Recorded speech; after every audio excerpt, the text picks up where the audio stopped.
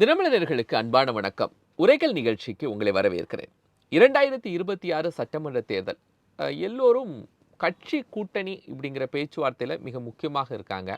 இந்த நேரத்தில் முன்னாள் முதலமைச்சர் அதிமுகவிலிருந்து வெளியேற்றப்பட்ட திரு ஓ பன்னீர்செல்வம் அவர்களுடைய சமீபத்திய பேட்டி அப்படிங்கிறது மிக முக்கியமாக இருக்கு.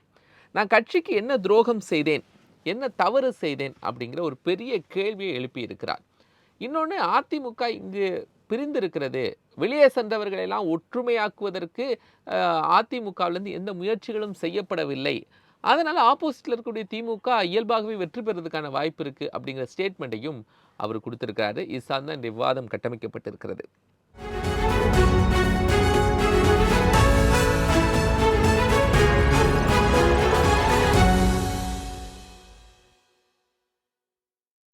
என்ன தவறு செய்தேன், எம்ஜிஆர் பாணியில் ஓபிஎஸ் கேள்வி, மறக்குமா மாளிகை அட்டாக் என்ற விவாதத்தில் நம்மோடு இரண்டு கருத்துரையாளர்கள் இணைந்திருக்காங்க. மூத்த பத்திரிகையாளர் திரு KKR ஆதித்யன், அரசியல் விமர்சகர் முடிமன் ராமசாமி, இருவரையும் வரவேற்றுக் கொள்கிறேன். நான் முதலாவதா திரு KKR ஆதித்யன் அவர்கிட்ட இருந்து. ஆதித்யன் சார், இப்போ ஓபிஎஸ் உடைய இந்த ஸ்டேட்மெண்ட்டினுடைய பின்னணியை நீங்க எப்படி பாக்குறீங்க? ரொம்ப முக்கியமா இருக்கா இது? சொல்லுங்க. ஓ பன்னீர்செல்வம் அவர் பல இந்த அதிமுக வெளியே எடப்பாடி வெளியே வந்த பிறகு ஒவ்வொரு நேரத்தில் ஒவ்வொரு நிலைப்பாடு எடுத்துகிட்டே தான் இருந்தார். ஆனால் ஒருபோதும் அவர் திமுக ஆதரவான நிலைப்பாட்டை கடந்த ஒரு 2 மாதம் வரைக்கும் எடுக்கலை. ஆனால் இப்போ திடீர்னு திமுக இடையில பாராட்டுறதும், அவங்க தான் ஆட்சிக்கு வருவாங்கிற ஒரு ஸ்டேட்மெண்ட் கொடுக்குறதும், பிறகு திருப்பி பார்த்தா அதாவது உள்துறை அமைச்சர் அமித்ஷாவே அதை சொன்னாங்கிற மாதிரியும் ஒரு தன்னுடைய ஸ்டேட்மெண்ட்டுக்கு வலு சேர்க்குற மாதிரி திருப்பி சொல்லிட்டு இருக்கிறதுனால அவர் திமுக அணிக்கு போயிடுவார் அப்படின்னு ஒரு பரவலாக பேச்சு அடிபட்டு கடந்த வாரம் பண்ணும்போது மீண்டும் அந்த இதுலேருந்து விலகிட்டார். வழக்கமான பாராட்டுங்கிற மாதிரி ஒரு ஆட்சி 5 வருடம் முடியும் போது அடுத்த பாராட்டுன்னு சொல்லிட்டு விலகிட்டார். ஏன்னா அவர் ஒரு ஸ்டெபிள் மைண்டில் இருக்காரா என்பது ஒரு கேள்விக்குறி. ஏன்னா இந்த திமுக பாராட்டுனா அடுத்த நாளே வேற யாராவது வந்தாச்சுன்னா பேசிட்டாங்கன்னா மாறுறாரா அப்படின்னு கேள்வி எழுது. இன்னொன்று, அவர் டெல்லியில் பாஜக கூட்டணி தலைவர்கிட்ட நல்ல ஒரு நெருக்கமான தொடர்பு வச்சிருக்காரு தொடர்ந்து. அதனால அவர் ஏடிஎம்கில் இணையணும்னு சொல்லிட்டு இருந்தார். அவருடைய சொன்னால் கூட எடப்பாடி சைடில் அவரை அவரையும் சசிகலா போன்றவர்களையும் கண்டிப்பாக நாங்கள் சேர்க்க மாட்டோம்னு சொல்லிட்டாங்க. தினகரனை கூட சொல்லிட்டு இருந்தார். பட் தினகரன் பிஜேபியினுடைய முயற்சியின் காரணமாக சேர்க்கப்பட்டார் அப்படித்தான் தெரியுது. ஏன்னா அவர் எல்லாமே பிஜேபி மூலமாக தான் டீல், தொகுதி பங்கீடுலாம் சொல்லும்போது அவங்க முயற்சியாக பண்ணிட்டார். இப்போ அதே பிஜேபி மூலமாக கூட ஓ பன்னீர்செல்வம் முயற்சி பண்ணியிருந்தாருன்னா ஒருவேளை கட்சியில் இணைஞ்சிருக்கலாம், அல்லது கூட்டணி மாதிரி பண்ணியிருக்கலாம். ஆனால் அவர் என்னை தனிமைப்படுத்திட்டாங்க அப்படின்னு சொல்ல. ஏன்னா அவர் கடந்த எலெக்ஷனில் அவர் சொந்த தொழிலை நிற்காட்டா கூட ராமநாதபுரத்தில் போய் நின்னா கூட அதிகமான ஓட்டு வாங்கினார். 3 லட்சத்துக்கு மேலே ஓட்டு வாங்கி பண்ணார். அவர் இத்தனைக்கும் அவர் பேரை குழப்பறதுக்கெல்லாம் 5-6 வேட்பாளர்கள்லாம் நிப்பாட்டினாங்க. இருந்தால் கூட அவரால் அதிகம் ஓட்டு வாங்க முடியுது. இருந்தாலும் தன்னே ஒரு பெரிய இயக்கமாக காட்டிக்கொள்ளாமல் தொடர்ந்து வந்துட்டு இருக்கார். அவர் எந்த இடத்துல ஓபிஎஸ் தவறு செய்தார் அப்படிங்கிற கேள்வியை தானே அவர் எழுப்பி இருக்கிறாரு. கட்சிக்கு நான் என்ன தவறு செய்தேன் அப்படிங்கிறதுக்கு ஆன்சர் பண்ணணும்ல. இல்லை, கட்சிக்கு இப்போ அவர் தவறு செய்தான்னு என்ன தவறு செய்து இல்லை இங்கே சொல்கிறாரு. ஆனால் அந்த பொதுக்குழு நடக்கும்போது அவர் அவரை வச்சுக்கிட்டே தான் அவர் நீக்கினாங்க, எல்லாம் பேசினாங்க, பண்ணாங்க. ஆனால் அதுக்கு பிறகு அவருடைய ஆதரவாளர்கள் எல்லாரும் போய் அந்த அதிமுக கட்சி அலுவலகத்தில் நொறுக்குனாங்க, அடித்து நொறுக்குனாங்க. அது எம்ஜிஆர் அதிமுக தொண்டர்களுடைய தீவிரம் தொண்டர் மனத்தில் ஒரு பெரிய ஒரு அதிருப்தி. அதை அவர் வெளிப்பட சொல்லலை, அதை பற்றி பேச மாட்டேக்காரு. ஆனால் அது பெரிய அளவில் அதுதான் அவரை நீக்கிறது, அவரை நீக்கிறதுக்கும் மீண்டும் இணைக்க மறுக்கிறதுக்கும் முக்கியமாக காரணமாக எடப்பாடி கூறுறது இந்த ஒரு பிரச்சனை தான். இந்த மாதிரி ஒரு இதுதான். ஏன்னா அவர் எடப்பாடியும் பிஜேபி அணிக்கு வந்துட்டார், இவரும் பிஜேபி ஆதரவாளர் தான் இருக்குது. அப்போ இவனுக்குள்ளே சேர்றக்கு ஒன்றும் பெரிய பிரச்சனை கிடையாது, தினகரன் மாதிரி சேர்த்து போகலாம். ஆனால் இந்த ஒரு பிரச்சனை சப்போஸ் நான் என்ன தவறு செய்தேன், என்னை தனிமைப்படுத்திட்டாருன்னு திருப்பி சொல்கிறவர் இந்த மாதிரி ஒரு இதை நான் தெரியாமல் பண்ணிட்டேன் அப்படின்னு ஒரு மன்னிப்பு ஒரு ஸ்டேட்மெண்ட் விட்டார்னா எடப்பாடி அதை பரிசீலனை பண்ணுறதுக்கும் தயாராக இருப்பார். அதை வச்சுக்கிட்டு மீண்டும் சேர்க்கறதுக்கு பிஜேபிக்கும் ஒரு உதவியா இருக்கும், இவர் எடப்பாடியை வற்புறுத்துறதுக்கு.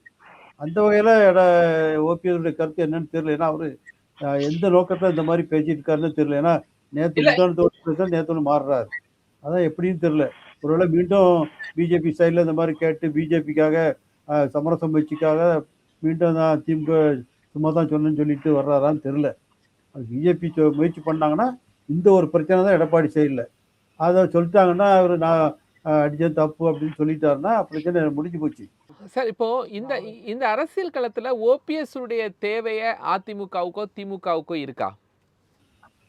ஓபிஎஸ் உடைய தேவைங்கிற போது இப்போ அண்ணா திமுக பிஜேபி கூட்டணி எடுத்துருங்க.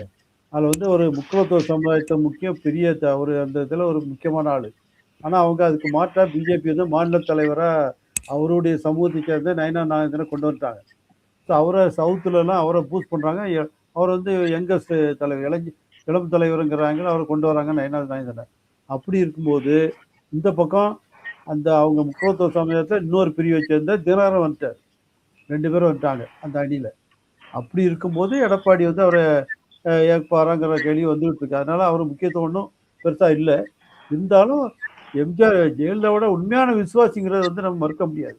3 தடவை முதலமைச்சர் பதவியை கையில் கொடுத்தா கூட கரெக்டாக திருப்பி கொடுத்து போனவர் அவர். எந்த பிரச்சனையும் பேசாமல். ஏன்னா அந்த மாதிரி அரசியலை நம்ம பார்க்கவே முடியாது. முதல் உதாரணம் எடப்பாடி. ஆனா சசிகலா அவர்களிடத்துல அந்த அளவுக்கு அவர் விசுவாசத்தை காட்டல சார். சசிகலா அவர்கள் சமீபத்திய ஒரு இதுல நிகழ்ச்சியில கூட என்ன சொல்றாங்கன்னா, நான் கொடுத்துட்டு திருப்பி வாங்குறதா தான் இருந்தேன் அப்படிங்கிறத சொல்லி தானே கொடுத்துருக்காங்க. அந்த இடத்துல அவர் நம்பிக்கை பாத்திரமா இல்லைல்ல? ஆமாம், அதுதான் நான் சொல்கிறேன். அதில் வந்து தினகரன் சசிகலாலாம் ஒரே பிரிவை சேர்ந்தவர்கள். ஓபிஎஸ் இவங்கெல்லாம் ஒரே பிரிவை சேர்ந்தவர்கள். அவங்க சமுதாயத்திலேயே நான் வந்து பல முறை அந்த பெரிய சமுதாயம், நல்ல வீரமான சமுதாயம். அவங்க ஓட்டு வந்து மொத்தமாக ஒவ்வொரு இடங்களும் பல்காக ஓட்டு மொத்தமாக விழுவும். அந்த மாதிரி சமுதாயம் வந்து ஏன் பிரிஞ்சு கிடக்குன்னா 3 பெரிய பிரிவுகள் இருக்குது. அந்த 3 பெரிய பிரிவுகளுடைய ஒரு ஒற்றுமையை கொண்டு வர்றதுக்காக பலரும் பல முறை முயற்சி பண்ணிக்கிட்டே இருக்காங்க. ஆனால் அது நிறைவேற மாட்டேங்குது. இப்போ அந்த ஒரு நம்ம தென் மாவட்டங்கள் நாடா சமுதாயம் இருக்காங்க. வெள்ளைக்காரங்க அந்த சமுதாயத்தில் ஒரு 30 உள்பிரிவுகள் இருக்காங்க. அவங்க வந்து வெள்ளைக்கார காலத்திலேயே அவங்களுக்கு அந்த அந்த பட்டப்பெயர் வந்து நாடாருங்கிறத ஒரு ஜாதி பேராக ஒட்டுமொத்தமாக திருத்தி கொடுத்துட்டாங்க. அப்போ அதை வந்து அவங்க ஒத்துக்கிட்டாங்க. அப்போ எல்லாரும் அதில் ஒரே வரும்போது அவங்களோட ஒரு ஒற்றுமை உணர்வு வந்து அவங்க உழைப்புக்கும் அதுக்கு முன்னேறக்கும் வசதியாக இருந்துச்சு. அதே மாதிரி இந்த முக்குலத் சமுதாயத்திலையும் இந்த மாதிரி ஒரே பேரில் கொண்டு வந்தால் நல்லா சொல்லி இந்த சமுதாயத்து உள்ளவங்களாம் முயற்சி பண்ணாங்க. ஆனால் அரசியல் ரீதியாக அந்த 3 பேர் பிரிஞ்சு கிடக்கனால அது ஒரு இதுலையும் நிறைவேறவே மாட்டுக்கு. இப்போ தேவேந்திர குலவேளாளர்லாம் ஒரு இதில் ஒன்று வராங்க. இவங்களால அது முடியல. அது விளைவு தான் இந்த அரசியலில் இந்த மாதிரி பிரிஞ்சு பிரிஞ்சு போட்டு நிலம்பு வருது. ஒருத்தர் நம்ம வந்து பொது எதிரியை நம்ம ஜெயிக்கணும். இப்போ திமுகவே ஆட்சி மாற்றம் கொண்டு வரணும், திமுக வீழ்த்தோம்னா அண்ணா திமுக பிஜேபி கொண்டு அதில் தலைவர் எல்லாம் ஒற்றுமை வரும். அரசியல் அதாவது ஜாதி இல்லாட்டா கூட அரசியல் கடந்து அவங்க எல்லாரும் ஒற்றுமை வந்தால் தான் வீழ்த்த முடியுங்கிறது நிலைமை இருக்கும்போது அதிமுக ஒற்றுமைக்கு என்ன வழி? ஒவ்வொரு தடவையும் பிஜேபி வந்து அவங்கள கையை கட்டி சேர்த்து வைக்குமா? முடியாது. ஏற்கனவே ஒரு சேர்த்து வச்சு 2 பேரும் ஆட்சி நடத்தினாங்க, முடிஞ்சு போச்சு. ஒவ்வொரு தடவையும் அவங்களுக்கு இதை பண்ணமா நம்ம எதிர்பார்க்கக்கூடாது. நம்முடைய கட்சி நல்லா இருக்குன்னா நம்ம தான் அதை எதிர்பார்க்கணும். இப்போ நீ ஜெயலலிதா வந்து சசிகலா வந்து 3 பேர் நான் ஒற்றுமைப்படுத்த அவரு கட்சி ஆரம்பிச்சிருக்காங்க. அவரு ஏற்கனவே இவர் தினகரன் ஒரு கட்சி ஆரம்பித்தார். ஓபிஎஸ் ஏதோ தொண்டர் மீட்பு கலந்து வச்சிருக்காரு, கட்சி ஆரம்பிக்கல. நான் பண்ருட்டி ஒன்று அவர் வேற ஒரு சில எம்ஜிஆர் அண்ணா திமுக போயிட்டார். இப்படி எல்லாருமே ஆளுக்கு ஒரு கட்சி போயிட்டே இருந்தாங்கன்னா அது ஜாதி அடிப்படையிலான கட்சியாக தான் பார்க்கப்படும் கடைசியில் வர வர. அந்த கருத்துல மாறினா தான் அந்த கட்சிக்கு ஒரு முன்னேற்றமாகவும் இருக்கும். அது முடிமன் சார், எல்லாரும் அவங்களுக்கு தகுந்தாப்புல ஒரு கட்சி ஆரம்பிச்சுட்டாங்க. பண்ருட்டி ராமச்சந்திரன் ஆரம்பிக்கிறாங்க, சசிகலா ஆரம்பிக்கிறாங்க. பட் ஓபிஎஸ் அந்த அளவுக்கு நான் ஒரு கட்சி ஆரம்பிக்கிறேன், நான் ஒரு முடிவை சொல்கிறேன், என்னுடைய தொண்டர்களை எல்லாம் ஒன்றிணைக்கிறேன், அது இல்லாமல் அவர் கேட்கக்கூடிய இந்த கேள்விகள் அப்படிங்கிறது இந்த அரசியல் களத்தில் பயனுள்ளதாக இருக்குமா அவருக்கு? இதனால் அவரை நம்பி இருக்கக்கூடிய தொண்டர்களுக்கு பயனுள்ளதாக மாறுமா? அனைவருக்கும் வணக்கம். அதாவது சார், நீங்க கேட்கிற கேள்வியில ஒரு பதில் தொக்கி நிற்கிறது. அதை நீங்கள் முதலில் பார்க்க வேண்டும். அதாவது இப்ப அவர் என்ன கேட்கிறாருன்னா, நான் என்ன தவறு செய்தேன் அப்படின்னு கேட்கிறார். அந்த கேள்வியில் ஒரு நியாயம் இருக்கிறது. நான் அதுக்குள்ள போகணும். அதுக்கு அடுத்தாப்புல அவர் என்னன்னா அதிமுகவில் இருந்து அவர் விலக்கி வைக்கப்பட்டார். மீண்டும் அதிமுகவுக்குள் இணைவதுதான் அவரது ஒரு லட்சியமே தவிர வேற எந்த லட்சியமும் அவர் கிடையாது. அவரை நம்பி வந்தவர்கள், அவரை பின்தொடர்ந்து வந்தவர்கள், என்னை போன்றவர்கள் இந்த ஓபிஎஸ்க்கு இழைக்கப்பட்டிருக்கிற இந்த அநீதிக்கு நீதி தேவை என்றுதான் நாங்கள் அவரோடு போராடுவதற்கு போனோமே தவிர தேர்தலிலே போட்டியிடுவதற்கு போகவில்லை. இன்றைக்கு யாரெல்லாம் தேர்தலிலே போட்டியிட வேண்டும் என்று விரும்பி வந்தார்களோ, ஓபிஎஸ் ஒருவேளை நாளைக்கு அவருடைய கை அதிமுகவிலே இணைந்து ஓங்கிவிட்டால் நாம் அவர் பின்னாலே ஒரு பதவியை அனுபவித்து விடலாம் என்று எண்ணி வந்த இந்த இவர்களை போன்றவர்கள் இன்றைக்கு எங்கெல்லாம் போனால் கிடைக்கும், நமக்கு பதவி கிடைக்கும், எங்கே போனால் நாம் தேர்தலிலே போட்டியிடலாம் என்று எண்ணி ஓடுகிறார்கள்.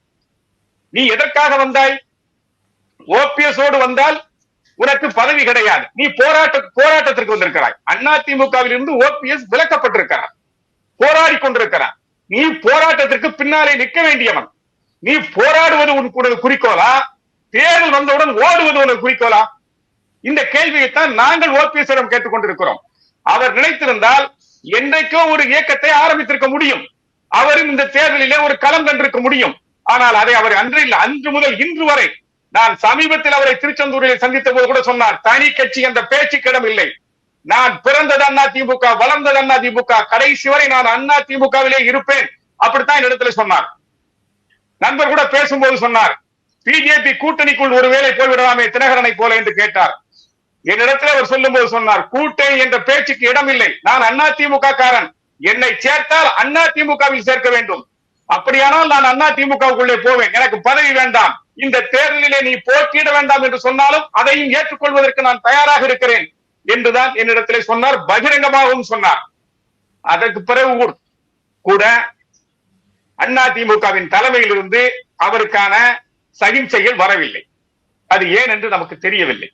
என்ன காரணம் என்று அதிமுகல எடப்பாடி பழனிசாமி சொல்லக்கூடிய குற்றச்சாட்டு, அதிமுகவுடைய தலைமை அலுவலகமா இருக்கக்கூடிய ராயப்பேட்டை எம்ஜிஆர் மாளிகை பூட்டு உடைக்கப்பட்டு, அங்க இருக்கக்கூடிய கணினிகள்லாம் உடைக்கப்பட்டு, இந்த மாதிரி அதிமுகவில் நடந்ததில்லை, இதை ஓபிஎஸ் அவர்கள் நடத்தி காட்டியிருக்கிறாரு, இது தப்பு இல்லையா அப்படிங்கிற ஒரு கேள்வி வைக்கிறார்ல. இல்ல, அதாவது அப்ப அதிமுக வரலாறு தெரியாத பேசுறாங்கன்னு தான் நான் நினைப்பேன். அதிமுகவில் நடந்ததில்லை. யார் சொன்னது? ஜானகி அம்மா இருக்கிற போது ஜெயலலிதா அம்மா அந்த அலுவலகத்தை உடைத்தார், தெரியுமா? ஜெயலலிதா அம்மா ஆட்களை அனுப்பி அலுவலகத்தை உடைத்து அலுவலகத்தில் இருக்கிற எல்லாம் பிரச்சனை செய்தார்கள். அலுவலகம் பூட்டப்பட்டது. அன்றைய ஆர்டிஓ சாந்தாகுமார் அவர்கள் அலுவலகத்தை சீல் வைத்துக் கொண்டு போனார். இதெல்லாம் நடந்தது. அதே ஜெயலலிதா அம்மையாரைத்தான் எந்த ஜெயலலிதா அம்மையார் உடைப்பதற்கு துணை நின்றாரோ அந்த ஜெயலலிதா அம்மையாரைத்தான் அதிமுகவின் பொதுச் செயலாளர் ஏற்றுக்கொண்டார்கள். அந்த அலுவலகத்தை தன் சொந்த சொத்தை இந்த கட்சிக்கு கொடுத்த ஜானகி அம்மையாரை யாரும் ஏற்றுக்கொள்ளவில்லை. அது என்ன? அது மட்டும் என்ன நியாயம் நான் கேட்கிறேன். அப்படியானால் ஜானகி அம்மாவைத்தான் ஏற்றுக்கணும். அவங்க சொத்து, அவங்க அதை பாதுகாத்தவங்க, இவங்க சொத்தும் கிடையாது, இவங்க உடைச்சவங்க, இவங்களை தலைமையா ஏற்றுக்கிட்டு எல்லாரும் போனவங்க எதுக்காக?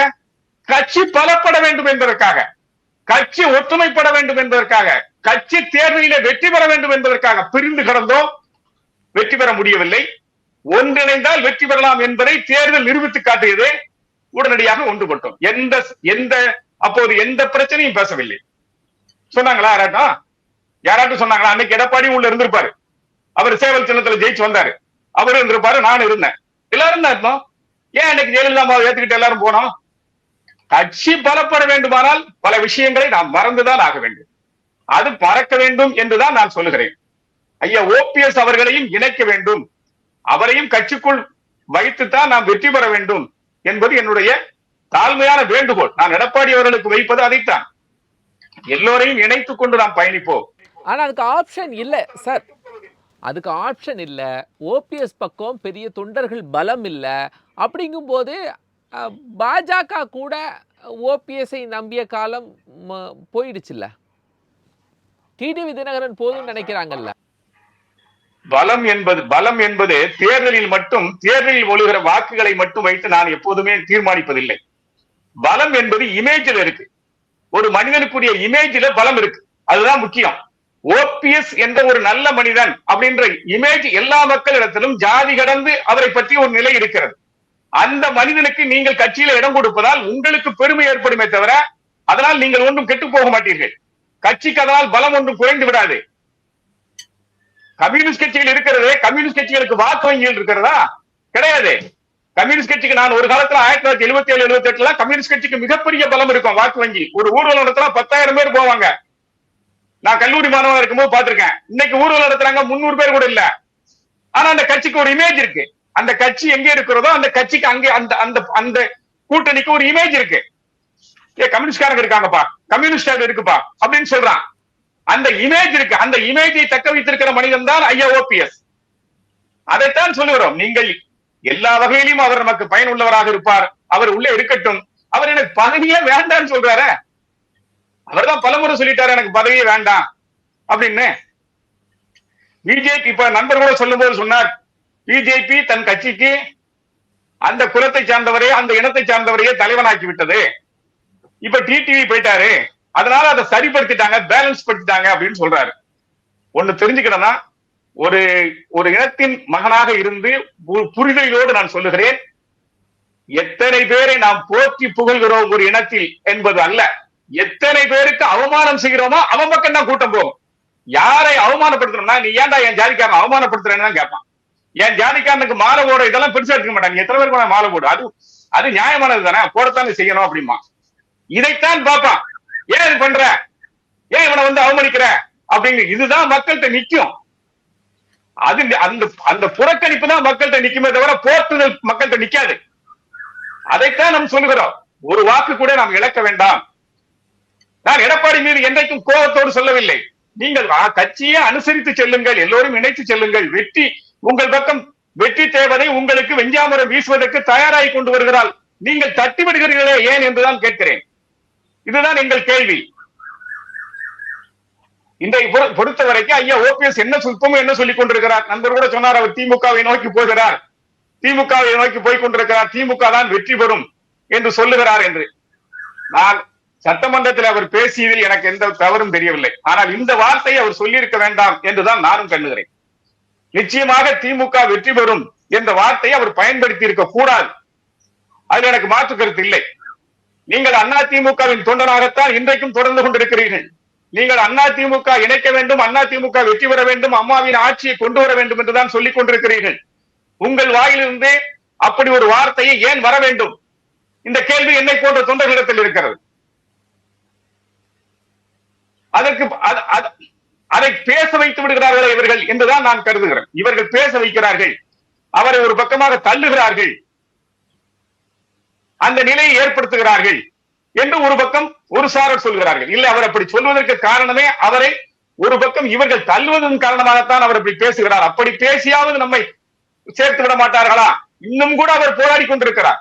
இன்னும் கூட நான் இப்போது கூட சொல்லுகிறேன், இப்போதும் அவர் அதிமுக நண்பர் சொன்னாரு, அவர் இன்னும் நிலையான ஒரு முடிவுக்கு வரல, நாளைக்கு பேச்சுவார்த்தை நடத்தினா கூட திடீர்னு மாறினாலும் மாறிடுவாங்க. மாறல, அதே நிலையில இருப்பாரு. அதிமுகங்கிறதா அவர் நிலைங்க. நாளைக்கு காலையில பேச்சுவார்த்தை நடத்தினா அவர் அதிமுகக்குள்ள போயிடுவாரு. ஆதித்யன் சார், ஓபிஎஸ் பல முயற்சிகளை பண்றாரு, இந்த பக்கம் செய்யறாரு. இப்போ இதெல்லாம் எந்தாவது ஒரு முயற்சி பயனை கொடுக்குமா? அதாவது ஓபிஎஸ் உடைய நோக்கம் என்னங்கிறத நம்ம தெளிவாக வெளியே அவர் சொல்லாமலே இருக்காரு. அவர் சொன்னார், அவர் அதிமுக போகிறது தான் அவருடைய முக்கிய நோக்கம், வழி இல்லாமல் வெளியே போய் இருக்காருன்னு சொன்னார். ஆனால் அதுக்கான முயற்சிகளை ஓபிஎஸ் என்னெல்லாம் பண்ணுறாரு. முதல்ல வந்து அவர் எடப்பாடியை விட்டு தூக்கும்போது, வெளியே வரும்போது அவருக்கு ஆதரவு இல்லைங்கிற மாதிரி தான், பொதுக்குழுவில் ஆதரவு இல்லைங்கிற மாதிரி தான் காமிச்சாங்க. ஆனால் தொண்டர்கள் பலமாக தன்னோட இருக்கிற மாதிரி பெரிய அளவில் ஒரே ஒரு மாநாடு போட்டார். தமிழ்நாடு முழுவதும் அவர் சுற்றுப்பயணம் செய்து ஒவ்வொரு இடத்தையும் தன்னுடைய ஆதரவை திரட்டி ஒரு மக்கள் சக்தியாக ஒன்று காமிச்சிருக்கணும். ரெண்டாவது, இந்த ஆட்சிக்கு எதிராக, திமுக ஆட்சிக்கு எதிராகவும் அந்த முக்கிய பிரச்சனைகளை ஒரு வெறும் அறிக்கை விடுவதை மட்டும் விட்டுவிட்டு தன்னுடைய ஆதரவு தொண்டர்களை வச்சு அவர் போராட்டமோ ஏதோ சொல்லி ஒரு சக்தியாக வந்து காமிக்கணும். இன்றைக்கி ஒரு சின்ன சின்ன கட்சிகள் இப்போ அண்ணாமலை பண்ணுறாரு, பிஜேபியில் ஒவ்வொரு செயலையும் ஒவ்வொரு பிரச்சனையை முன்னெடுத்து பண்ணுறாங்க. திருப்பரங்குன்றத்தை பண்ணுறாங்க பிஜேபிக்காரங்க. அதே மாதிரி ஒவ்வொரு விஜய் வந்து ஏதாவது பிரச்சனைக்கு அவரும் குரல் கொடுக்குறாரு, அவங்க கட்சிக்காரங்க ஆர்ப்பாட்டம் பண்ணுறாங்க. இதே மாதிரி இவர் எதுவும் பண்ணலை. அப்படி பண்ணால் மக்கள் ஆட்டோமேட்டிக்காக வந்து திரளும். 1, 2 அப்படி திமுக எதிர்க்கிறாரு. அப்படி இருக்கும்போது அவன் தொண்டர்கள் ஆதரவு கொடுக்கும்போது அதிமுகவும் தலைமையும் அங்கே வந்து பயப்படுவாங்க, நம்ம தொண்டர்கள் எல்லாம் அங்கே போகிறாங்க எதிர்ப்புலன்ட்டு. ஆனால் அந்த மாதிரி முயற்சிகளை அவர் எடுக்கலை. ஏன்னா அவர் பேசிக்காக அவர் சாஃப்டான ஒரு ஆள் அப்படின்னு தான் நம்ம அவருடைய பிம்பம் வந்து வெளியே இருக்குது அவர். அதனால அவர் அந்த மாதிரிலாம் எதுவுமே கடுமையான, இப்போ நேற்று கூட சொன்னார் அவர், தினகரன் சொன்னதுக்கு புலி பசுத்தோல் பூர்த்தி புலிலாம் சொன்னது கூட நான் வந்து அந்த மாதிரி கடுமையான வார்த்தைகள்லாம் சொல்ல மாட்டேன் அப்படின்னா ரொம்ப பேசுறாரு.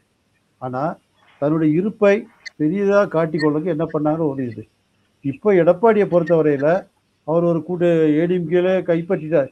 எப்போவுமே ஒரு தலைவர் மறைவு பிறகு பிளவு வரத்தான் செய்யும்.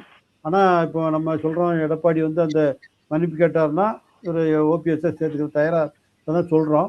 ஆனால் சில என்ன சொல்கிறாங்கன்னா, அவர் சார் சொன்ன மாதிரி ஜெயஜா அணி இருக்கும்போதெல்லாம் யாரும் இந்த மாதிரிலாம் நிபந்தனை விடலை, ஜானகியம்மா ஒதுக்கிட்டாங்க, அவர் வந்தாங்க, யாருக்குமே நிபந்தனை வைக்கலை, ஒன்று சேர்ந்துட்டாங்க, அப்படியே ஒன்று சேர்ந்துக்கிட்டாங்க. அதே மாதிரி இவரையும் சேர்த்துக்கணும் அப்படி. ஆனால் எடப்பாடி என்ன சொல்கிற பக்கம் என்னன்னா, மீண்டும் இதே மாதிரி ஒரு பிரச்சனை வந்துடக்கூடாது, 2 பவர் சென்டர் இருக்கிறது. ஏன்னா நாங்களாம் சென்னையில் இருக்கும்போது அந்த 4 வருட ஆட்சியில் பார்த்தோம் 2 பவர் சென்டர்.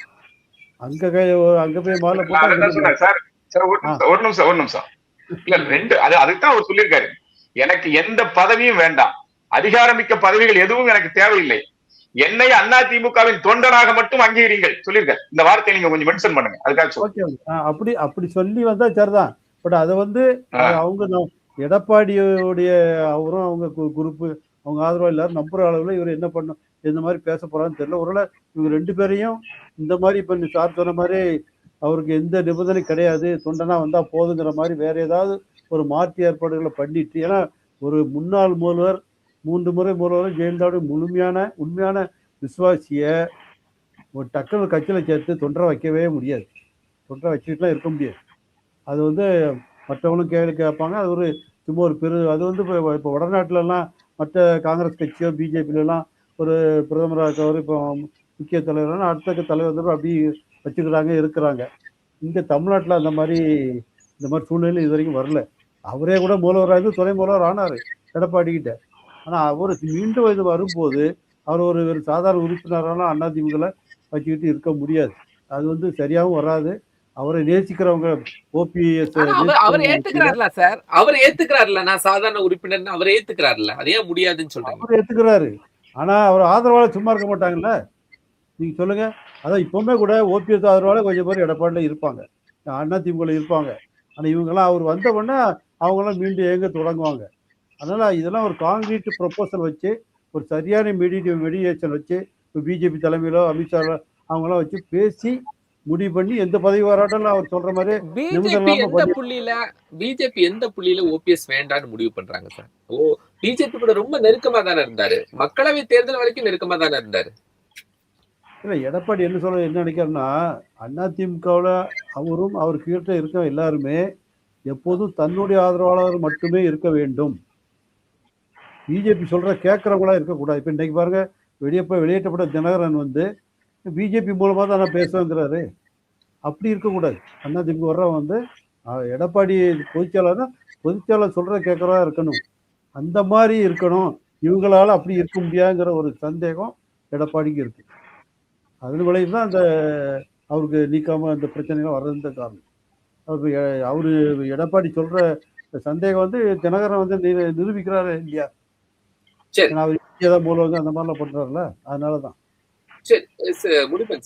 ஏதோ ஒரு வகையில கட்சியை இணைக்கணும் அப்படின்னா ஓபிஎஸ் சசிகலா கூடயாவது அவங்க இணைஞ்சிருக்கணும். சசிகலாவும் இதுவரைக்கும் பொதுச் செயலாளர்னு கிளைம் பண்ணிட்டு இருந்தவங்க அவங்க ஒரு கட்சிக்குள்ள போறாங்க. டிடிவி தினகரன் யாரு கூடயுமே அவர் சமரசம் பண்ணிக்க மாட்டாரு அப்படிங்கிற ஒரு சூழல் தானே.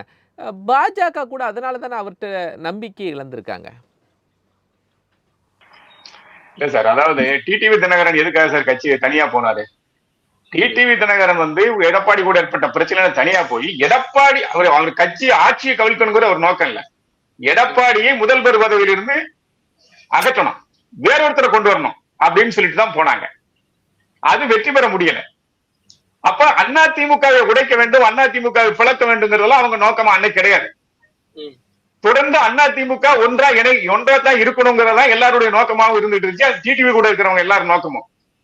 அவர் அதுக்காகத்தான் அவரும் செயல்பட்டாரு. ஆனா இன்னைக்கு அவர் கூட இருக்கிறவங்க அப்படி என்ன நினைக்கிறாங்கன்னா, நாம தனியா சார் எல்லாருமே டிடிவி கூட இருக்கிறவங்களும் சரி 60% பேரு அதே இந்த ஒரு இயக்கம் பிளவுபடும் போது எல்லாமே இந்த பதவியை நாடி ஒரு கூட்டம் வரும் சார்.